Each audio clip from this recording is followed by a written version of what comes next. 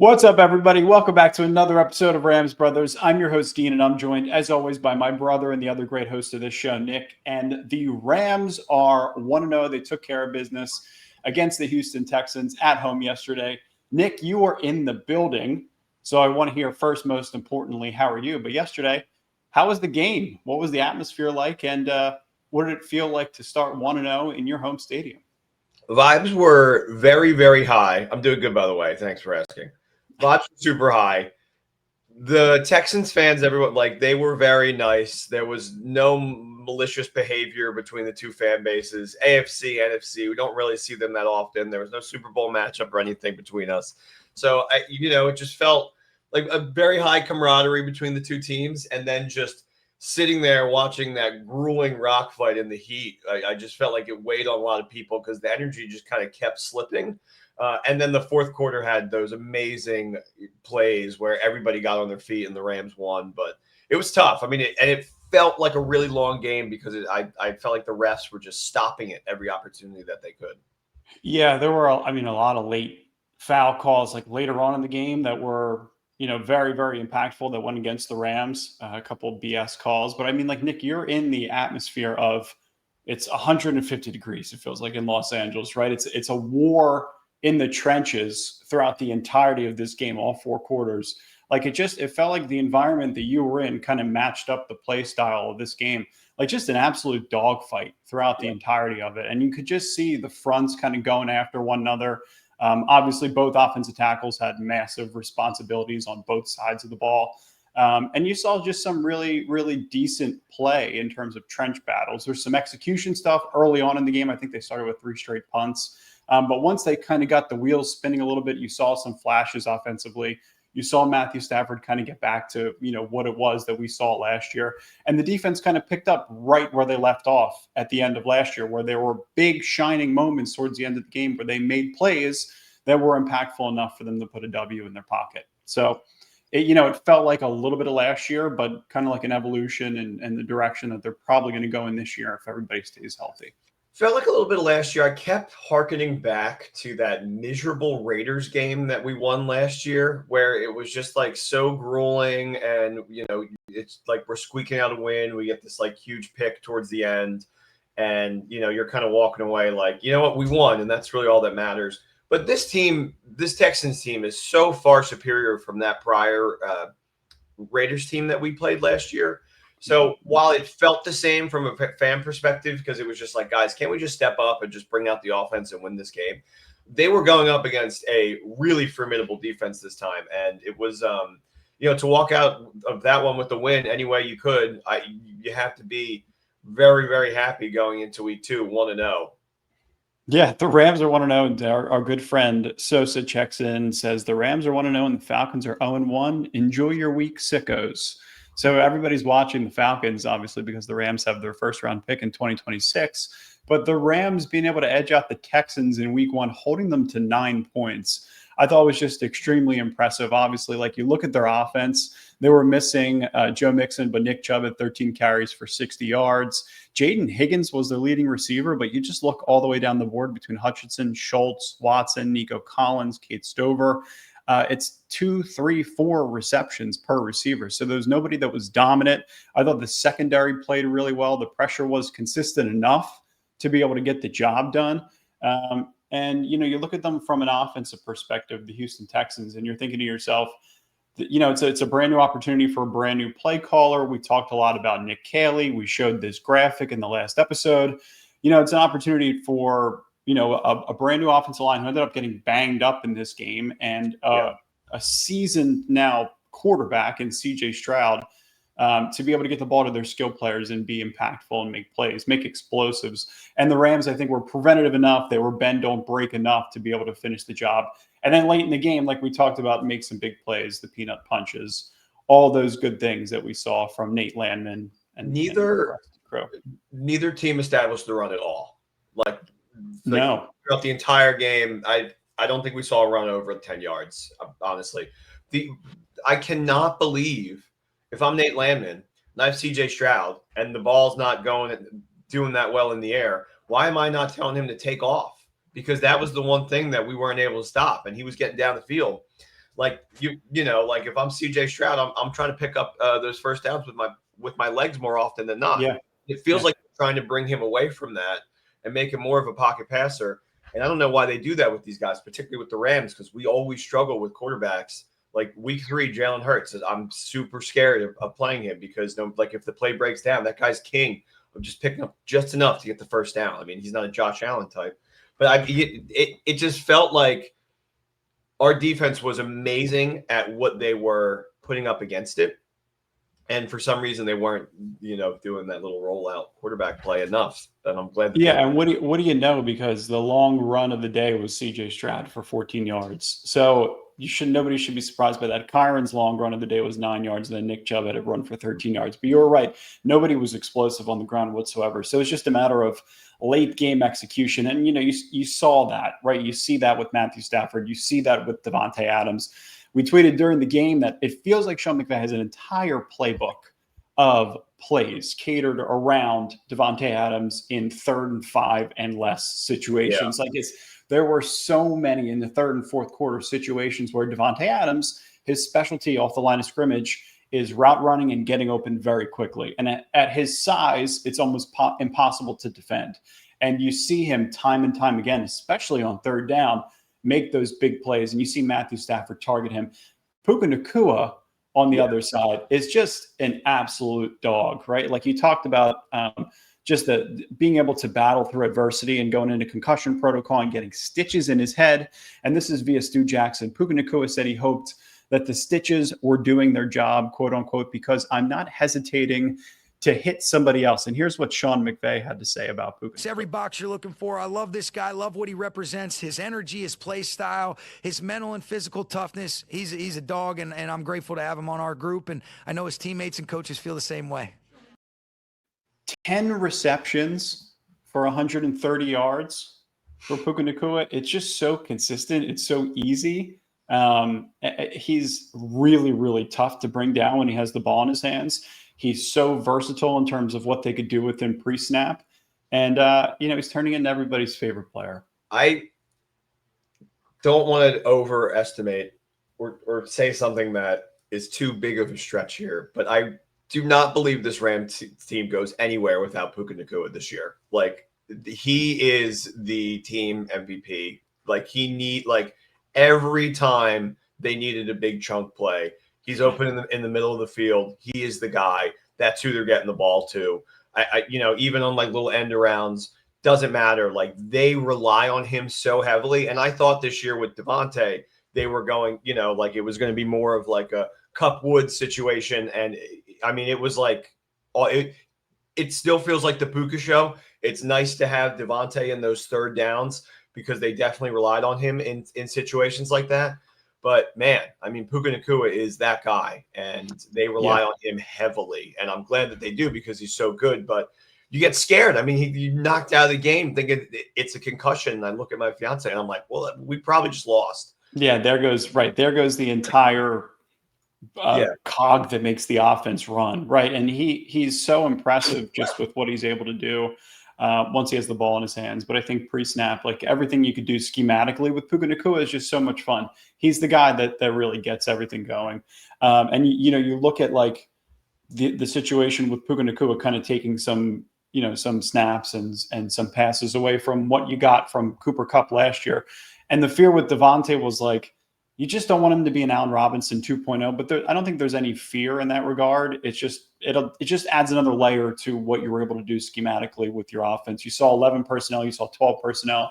You saw guys come on and off the field. You saw Xavier Smith with an explosive late.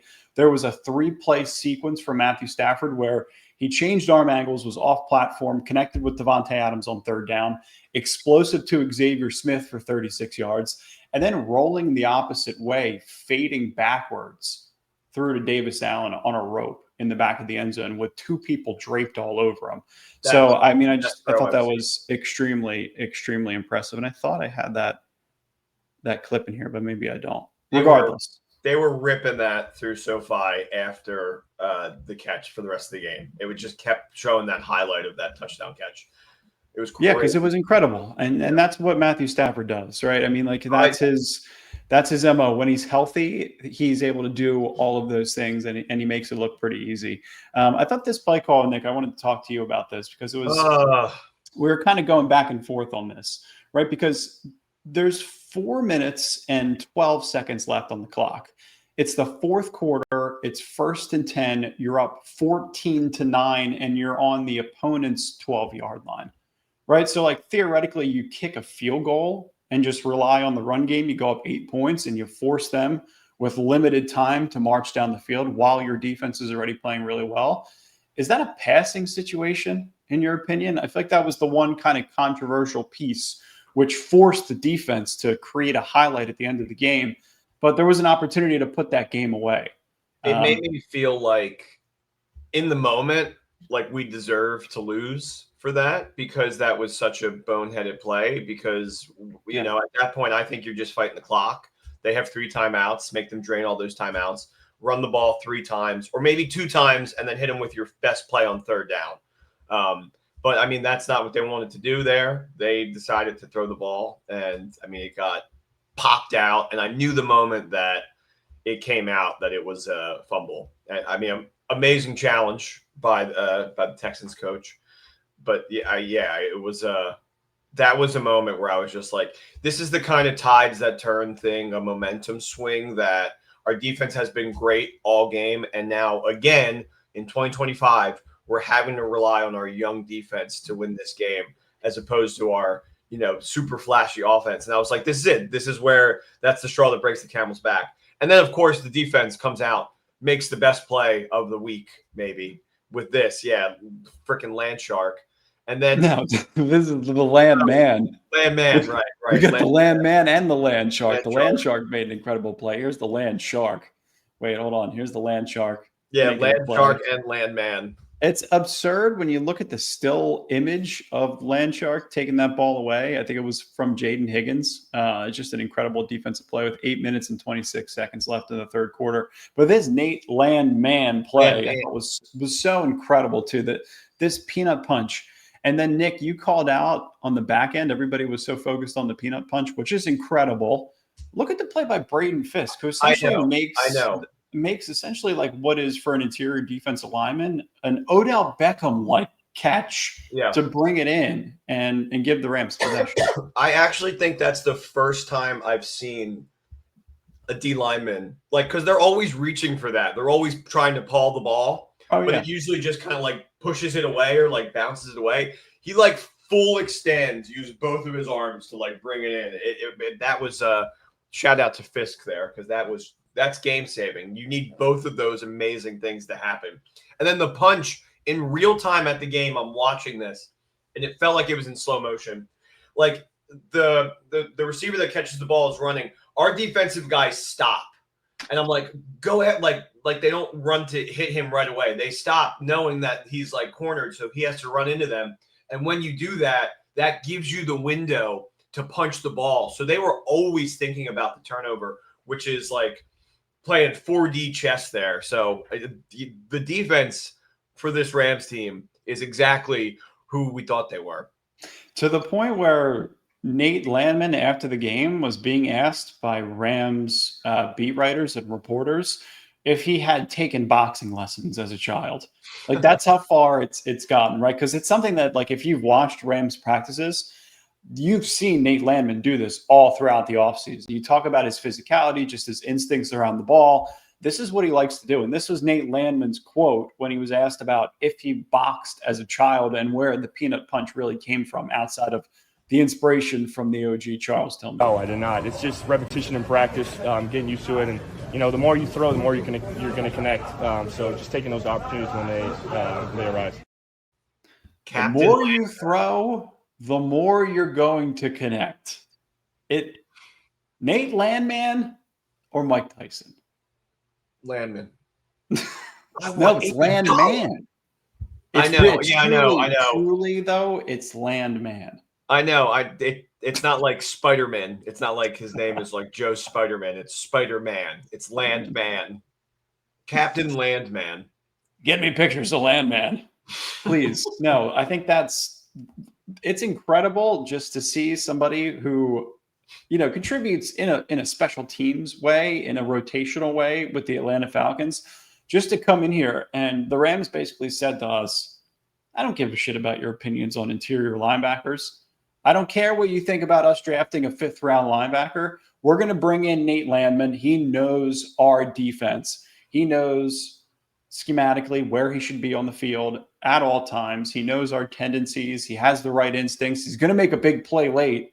And then we're also going to ride with Omar Spates. And behind them are going to be also a couple of other veterans that we like. Somebody who's an undrafted player in Shane Dolick, who just came out and proved himself all throughout training camp, and everybody's favorite player in Troy Reader. And maybe that's enough from an inside linebacker group. People are making the comparisons to Nate Landman and the signing that the Eagles made a couple of years ago in bringing in Zach Bond, because of their experience levels were similar and they were playing out of position. And when you get them in the right spot in the right system, they could become an all-pro type talent. And maybe that's the trajectory that Nate Landman is actually on right now. Yeah. I mean, our defense is great. We completely held them. My only worry is just, can this offense just keep up? Just to pivot for a second, because now we're completely off Landman. But I like just thinking about this game. If we play a team like the Philadelphia Eagles, which we do in 2 weeks, they have a defense that is just as stout as the Texans, and then they also have an offense that is on the highest caliber in the NFL. So can we do both simultaneously? You know what I mean? Like, can the defense look as good, and then can our offense look much better in coming weeks? Because that's the only thing that I worry about. I thought this game was, I think I'd give the Rams like a B+ A- score. You know what I mean? Your offense. You feel like that they could have put it away early if the offense was rolling. Yeah, that's what I was going to say. Your offense has to play better against a team like Philadelphia. I thought the Rams, first downs, they had 18 total. On third down, they were 7 of 13, a little bit over 5 yards per play, 224 yards passing, 72 yards rushing. So not a ton of total offense, 7 penalties for 60 yards. It felt like more. They only committed 1 penalty. Or only committed 1 turnover, rather, and it was the late fumble. Time of possession, 28 minutes. They're doing things offensively that it felt like within, you wasted the first 3 possessions of the game. Yeah, so your offense in totality in this game could have looked a hell of a lot better if you just executed on one of those 3 drives.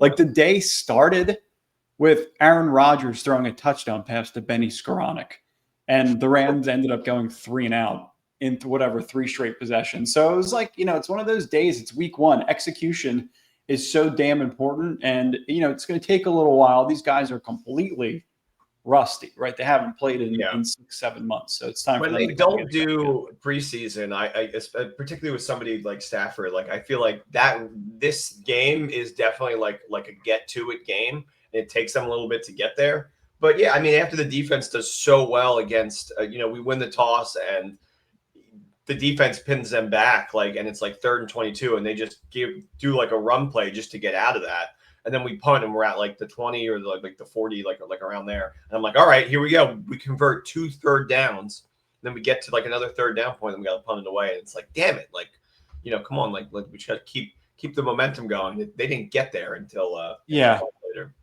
And to your point, I think some of the 3rd down play calling was a little bit conservative, right? And you feel like you're forfeiting possessions. Yeah, the Texans did that too. Yeah, I mean, you get that far behind the sticks. It's 3rd and 11, and you're in your own territory. You're forfeiting. You're just giving the ball off to Kyren. With Kyren Williams, I mean, love the guy. He's not picking up 11 there on a 3rd and 11. And I don't know if that's what the expectation is. I think the thought process is we're going to punt it away. We got a great punter, and Ethan Evans had a couple of great punts down the stretch. We're going to punt it away. We're going to let our defense, have 95 yards behind their back to defend. We're going to let the Texans try and kind of take their time, get their offense together. And then at that point, we'll be able to get the ball back offensively, control the clock, and put the game away. So if that's the thought process, fine. But it feels like in moments or in situations against specific teams, that could probably bite you in the ass. Yeah. just to give Kyron his flowers a little bit, that 4th and 1 call to get us in the end zone for the first time, dangerous call, but I loved it. I mean, like, you're pitching the ball back far, and then he has to kind of do an end around. He breaks like 2 tackles and ends up walking in backwards. Like, that was huge. They absolutely needed to score there, and they found a way to get it done on 4th and 1, and that was something that I was really proud of, especially just because Kyron, you know, it's like he's the guy who will get you in the end zone on the, you know, on the 4th and short. That's your guy in those situations. And then, you know, you're looking at a really good situation for this team to improve to 2-0. Yeah, Tennessee, right? Yeah, I mean, did you watch them at all? You have a chance to see what they did yesterday? No, I'll probably watch some highlights this morning, but I did not watch at all. I'm in a Survivor League. A lot of people picked the Broncos, and I kept refreshing the score at the game, and it looked close. It was close. Yeah, I mean, they kept it close, and Denver's a tough team. Cam Ward had some big throws down the stretch that were just outright dropped by Calvin Ridley. So I mean, they're gonna be tough. You get a rookie quarterback early on in the schedule is probably a good thing. And you know, Cam Ward looks like he's probably going to be a decent player in this league, but only threw for like 122 yards. So there's some execution things. You know, he gets some things done with his legs, but they're going to be a fun team to preview just because, you know, you're talking about another AFC team. Rams will probably be big favorites to win this game if they're not already. I would say I think it'll be like 7.5. Yeah.